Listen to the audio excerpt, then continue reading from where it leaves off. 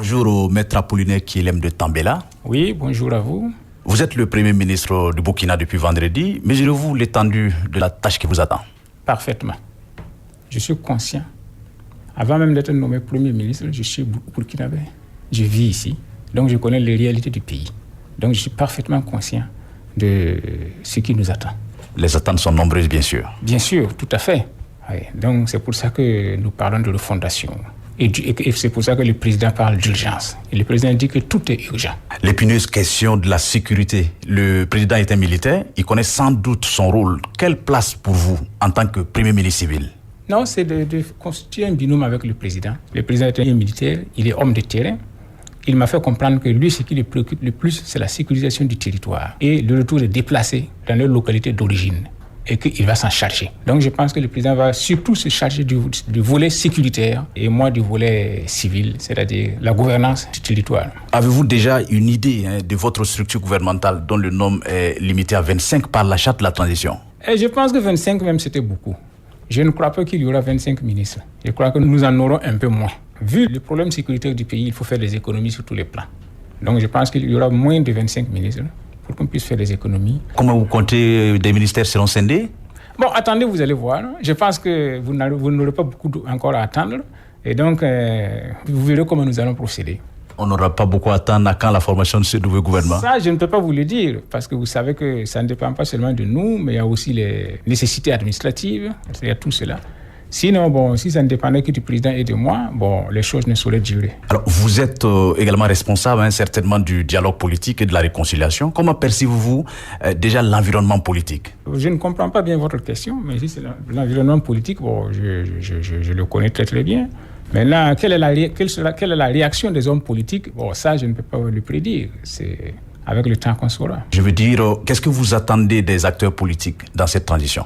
Bon, je pense que les acteurs politiques sont des Burkinabés. S'ils sont des patriotes, ils ne peuvent que soutenir l'action de notre régime de la transition qui consiste à donner la priorité à la sécurité des Burkinabés. Chaque jour qui passe, des Burkinabés meurent. Chaque jour qui passe, des Burkinabés sont chassés de leur territoire. Si les acteurs politiques, n'est-ce pas, ont une fibre nationaliste, ils ne peuvent que soutenir notre action. Et à l'issue maintenant de notre action, ils pourront revenir sur la scène politique et recommencer leur jeu. Mais en attendant, c'est une question de survie du Burkina Faso et des Burkinabés. Sur la question de la réconciliation nationale, le MPSR1 avait engagé certaines actions. Quelle est votre vision sur les actions entreprises par vos prédécesseurs? On a vu l'ancien président Blaise Compaoré qui était au Burkina. Vous savez, je n'ai pas encore réellement pris fonction en tant que Premier ministre. Nous sommes encore au stade des négociations, donc je ne connais pas encore l'étendue exacte de ce que faisait le MPSR1. Mais je m'étais déjà prononcé par rapport à l'arrivée de Blaise Compaoré ici au Burkina Faso. Je vous ai dit que, par exemple, le pardon, tout le monde est pour le pardon, mais il y a un cheminement pour le pardon. Le pardon exige l'humilité de la part de celui qui demande pardon et la sincérité de la part de celui qui demande pardon. Et je vous avais dit que je n'avais pas perçu ces deux éléments dans l'arrivée de Blaise Compaoré ici et dans la proclamation de sa demande de pardon. Parce que ça, c'est une proclamation. Voilà. Donc, de mon point de vue, cette façon de procéder n'était pas conforme. Et je me suis déjà prononcé aussi sur la réconciliation.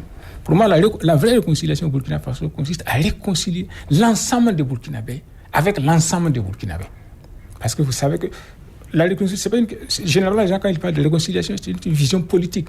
C'est-à-dire la réconciliation entre les acteurs politiques des différents régimes entre eux. Mais ça concerne une minorité de Burkinabés. Nous sommes 22 millions.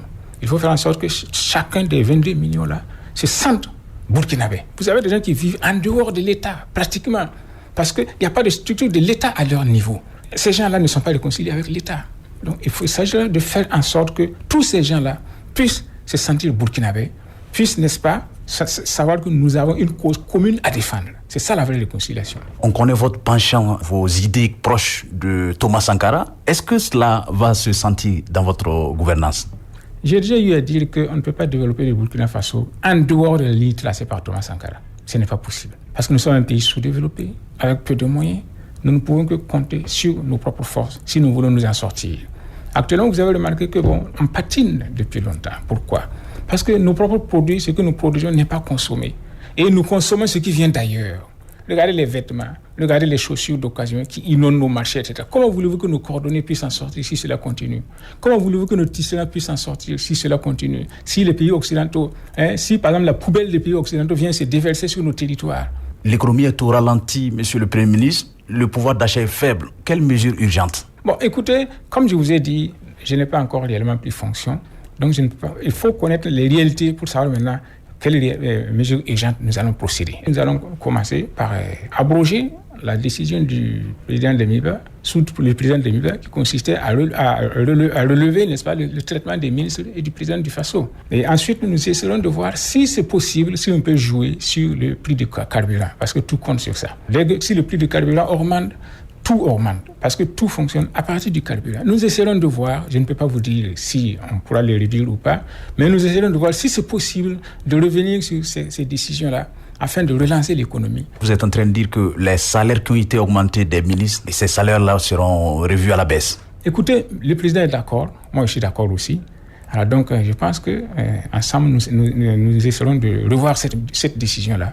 Voilà, pour réconcilier les Burkinabés avec eux-mêmes. On termine sur la question du partenariat dans cette lutte contre le terrorisme. Des voix s'élèvent pour réclamer donc un partenariat avec la Russie parce que le partenaire français ne produit pas de résultats. Selon elle, quel est votre avis sur ce sujet? Mais nous sommes déjà en partenariat avec la Russie. Je vous l'ai déjà dit. C'est mon propre oncle, Pierre Claver Damiba, que le président de la Lamizana avait envoyé en Russie pour négocier les relations entre la Russie et le Burkina Faso. Donc c'est depuis la prise du pouvoir du président de Mizana. Est-ce que vous avez vu? Donc ça fait depuis les années 60 que nous sommes en relation avec la Russie. Nous sommes déjà en partenariat avec la Russie. Et même, vous savez qu'il y a des armes que nous achetons de la Russie, de l'Ukraine, etc. Donc le partenariat existe. Mais peut-être qu'on pourrait renforcer le partenariat en tenant compte, n'est-ce pas, des réalités actuelles. Mais quoi qu'il en soit, il ne sera pas question pour le Burkina Faso de se laisser dominer par un partenaire quelconque. Voilà, ça doit être clair. Que ce soit la France ou la Russie. Quel que soit le pays, il ne sera pas question pour le Burkina Faso de se laisser dompter et dominer par un partenaire quelconque. Nous négocierons avec tous les partenaires en ayant en vue l'intérêt d'abord du Burkina Faso. Et c'est ce qui est important pour le Burkina Faso qui serait pris en compte. Si nous estimons qu'il y a un partenaire qui n'est pas loyal avec nous, nous attirerons son attention. Et s'il persiste dans son comportement, nous reverrons nos relations avec ce partenaire. Cela doit être clair et compris par tout le monde. Donc c'est la souveraineté du Burkina Faso qui sera prise en compte en première ligne. Merci, Maître Apollinaire Kyelem de Tambela. Je vous remercie.